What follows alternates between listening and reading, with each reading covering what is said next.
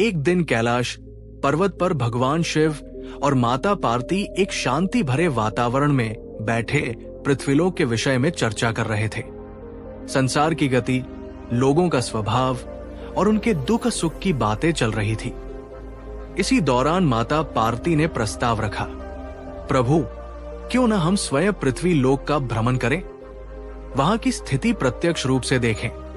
भगवान शिव मुस्कुराए और बोले, चलो आज तुम्हारी जिज्ञासा शांत करते हैं। फिर दोनों देवता अपने अलौकिक रूप में पृथ्वीलोक की ओर निकल पड़े। जैसे ही वे एक नगर के ऊपर से गुजर रहे थे, माता पार्वती की दृष्टि एक दुखद दृश्य पर पड़ी। एक वृद्ध दंपत्ति अपने युवा पुत्र के साथ सड़कों पर भिक्षा मांग रहा था। शरीर दुर्बल, वस्त्र फटे और चेहरों पर बेबसी साफ झलक रही थी। ये देखकर माता पार्वती का हृदय व्यथित हो गया। उन्होंने भगवान शिव से कहा, प्रभु, ये कितनी दुखद स्थिति है। आपकी बनाई सृष्टि में ये लोग कितने कष्ट में हैं। कृपा कीजिए प्रभु, इनकी मदद कीजिए। भगवान शिव शांत स्वर में बोले, माता, इनका दुख इनके ही मन की दुर्बलता और नकारात्मक सोच से उत्पन्न है। मैं प्रयास कर भी लूं, लेकिन जब तक मन मजबूत नहीं होगा, कोई परिवर्तन स्थायी नहीं हो सकता। माता पार्वती का आग्रह लगातार बना रहा। अंततः भगवान शिव को दया आ गई। उन्होंने वृद्ध दंपत्ति के सामने प्रकट होकर कहा, मांगो, जो चाहो वरदान मांग लो। सबसे पहले वृद्ध स्त्री आगे आई और बोली, भगवान, कृपा कर मुझे फिर से 18 वर्ष की युवती बना दीजिए। भगवान शिव ने मुस्कुराते हुए कहा, तथास्तु। क्षण भर में वो वृद्धा एक सुंदर युवती में बदल गई। ये देखकर उसका पति क्रोधित हो गया। वो बोला, दुष्टा, मैं जानता था कि तेरी चंचल प्रवृत्ति मुझे अकेला छोड़ देगी। और तुरंत भगवान से कहा, भगवान, इसे सुअरी बना दीजिए। भगवान शिव ने फिर कहा, तथास्तु।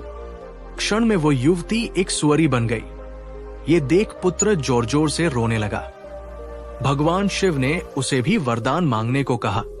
वो बोला, भगवान, मेरी मां को उसके असली रूप में वापस कर दीजिए।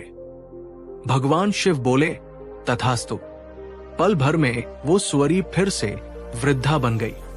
अब शिवजी गंभीर हो गए और बोले, तुम लोगों ने एक दुर्लभ अवसर खो दिया।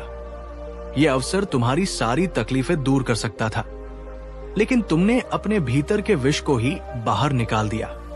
ये मन की दुर्बलता है जो जीवन के सबसे उत्तम अवसर को भी व्यर्थ कर देती है। इतना कहकर वे अदृश्य हो गए। ये सब देखकर माता पार्वती गहरी सोच में पड़ गई और बोली, प्रभु, आपने सत्य ही कहा था। मन की दुर्बलता जब तक नहीं जाती, कोई वरदान काम नहीं आता। अच्छे अवसर भी व्यर्थ हो जाते हैं। असंयमी और असंतुष्ट लोग सदा दुखी ही रहते हैं। सीख, जीवन में सच्चा परिवर्तन बाहरी वरदानों से नहीं, मन के बल और सकारात्मक सोच से आता है। जब मन संकल्पवान होता है, तभी अवसरों का सही उपयोग होता है। अगर आपको ये कहानी पसंद आई हो तो कृपया लाइक करें, सब्सक्राइब करें, कमेंट करके अपनी राय जरूर बताएं। आपके समर्थन से ही ऐसे प्रेरणादायक वीडियो और कहानियां आप तक पहुंचती रहेंगी। धन्यवाद।